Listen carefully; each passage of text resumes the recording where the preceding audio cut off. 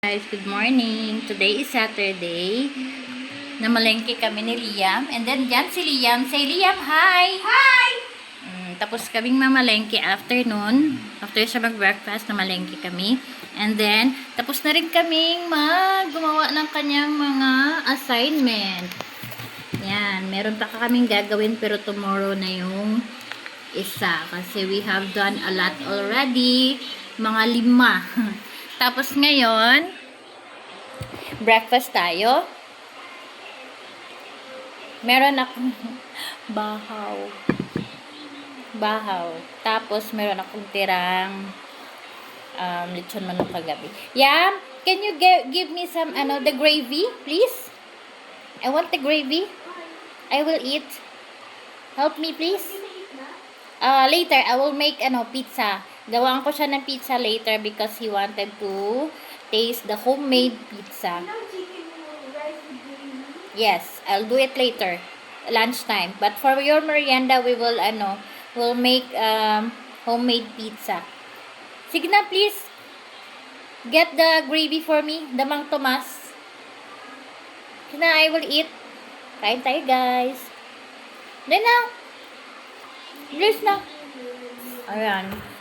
Kinukuha na niya. There you go. Thank you so much. Mabait yan. Kain tayo, guys. Ayun, nagmangtumas ako kaaga-aga. Napagod ako para akong bumalik sa pagka-estudyante. Hirap pala maging guro. Kaya inayawan ko dati yan eh. Naka 1 sem lang ako dyan. Hindi ko nga tinapos eh.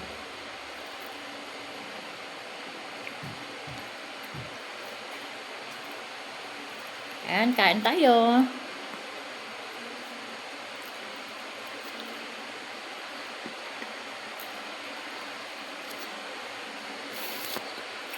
Kasi after this, magawa na ako ng pananghalian niya. Kami lang maglalawa dito sa bahay. As usual.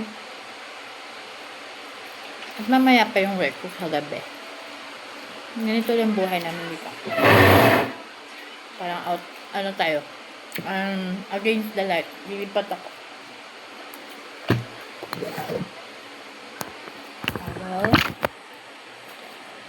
Parang against the light talaga.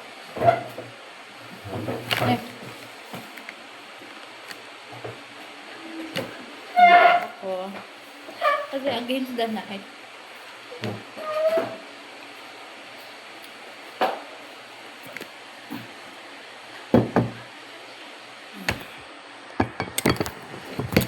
Ayan, way better.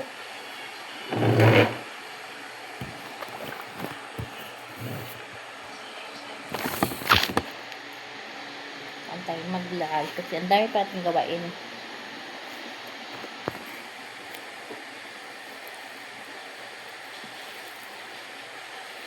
I'm the teacher, tutor, homemaker, yaya, and call center agent tagabi. Buhay na isang yaya. Lock the door, please. The screen door. Thank you.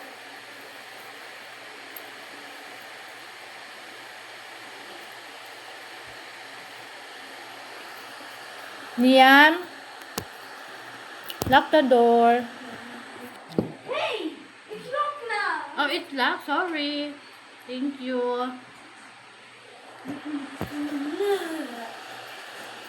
Ayan, nagalit. Kasi lock na pala. Akala ko hindi pala lock.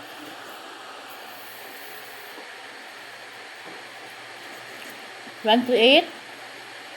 Again? What time is it na? It's 9:30. This is my first meal of the day.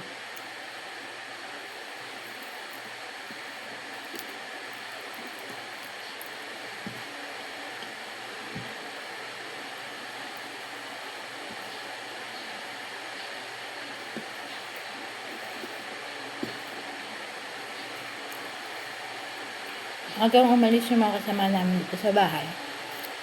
Kasi nga po, nag-work.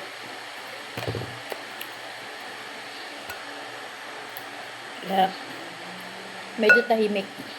Pag andito kami, maingay yung TV. Mamaya, magti-TV na naman yan. So, sabi ko, pag naumpisahan ko manood ng TV, lagi na lang ako nakaupo. So, sabi ko later, we'll do the assignment first.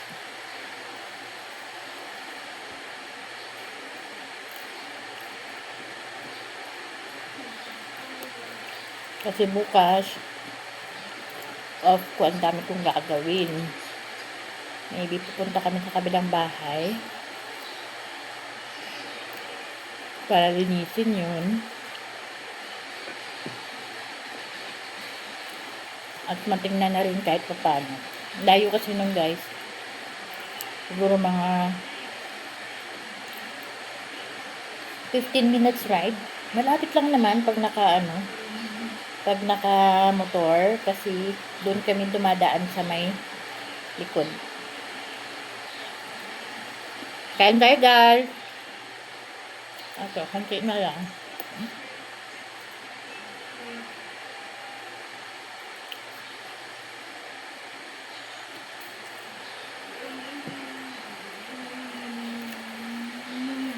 Sayang kasi, sabi ko kahapon, pabili ako ng lechon manok. Nakalahati lang, yung sakto lang sa amin. Yan binili ni Dennis, yung asawa ko. Yung buong manok. Kaya ininit ko na lang yung sobrang this morning. At yun yung naging agahan namin.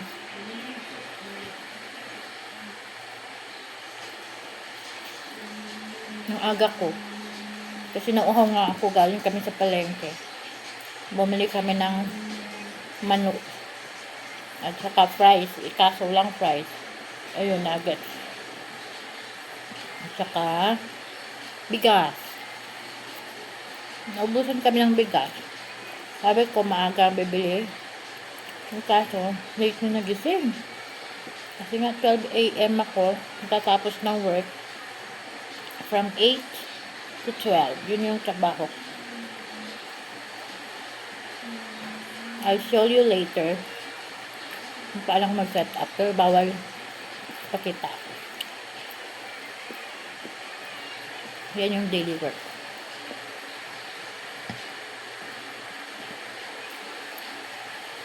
Munti lang naman. Tapos na rin ako. For this one. Tapos ako magugas ng plato. Kasi mas gusto ko guys, bago kumain, natapos na yung mga gawain ko sa bahay. Kasi mas okay sa akin, pagtapos ko na lahat, saka ako kakain, saka ako maliligo. Para afternoon, upo na lang. Ayaw kong gagawin. Kasi pag naligo ako, tapos naggumawa ng mga kung ano-ano dito sa bahay, papawisan ako. Naligo ulit. Time consuming. Kaya sabi ko, dalahan na lang. Mas gusto ko yun. Ayan, tapos ko na. Tapos na rin. Okay.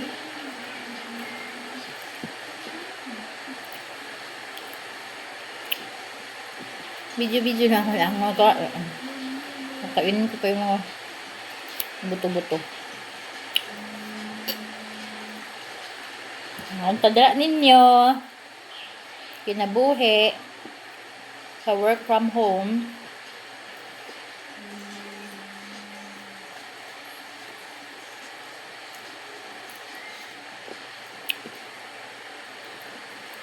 Work from home be like. Nakakagawa ka pa ng mga gawaing bahay. Wala. Kasi magbabiyahe ka pa. Dati, oras ko ubos na ubos sa pagbabiyahe. Yung pasok ko is alas 6 ng umaga. Aalis ako dito sa Cavite. 4 a.m. Uwi ko is 6 to 3 p.m. Darating ako sa bahay. Kakauwi ako ng bahay 5 to 6 p.m. So, habang hasal. Nakatayo ka pa from Manila. Dyan sa babaan. Kaya mas convenient talaga itong work from home. Ayan. Basta guys.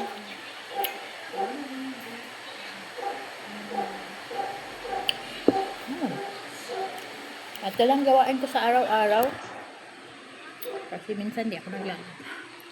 Ayan. Tapos na yung kaldero namin. Ito lang yung kaldero namin. Oh. Ang dami pa namin rice. Konti lang naman kami kumain. Yan. O, yan ang tira. Hindi na ako nag-rice cooker, guys. Gusto ko iuhat sa kuryente. Ang mahal ng kuryente na yun. Okay. So, yun lang, guys. See you next time. Bye. Liam! Bye! Sabihin mo, bye, guys. O, yan. Gagalit na siya. Again! Ayaw niya na. Basta busy siya. Ayaw niya magpapag-turbo. Sabihin mo, bye! Bye, guys.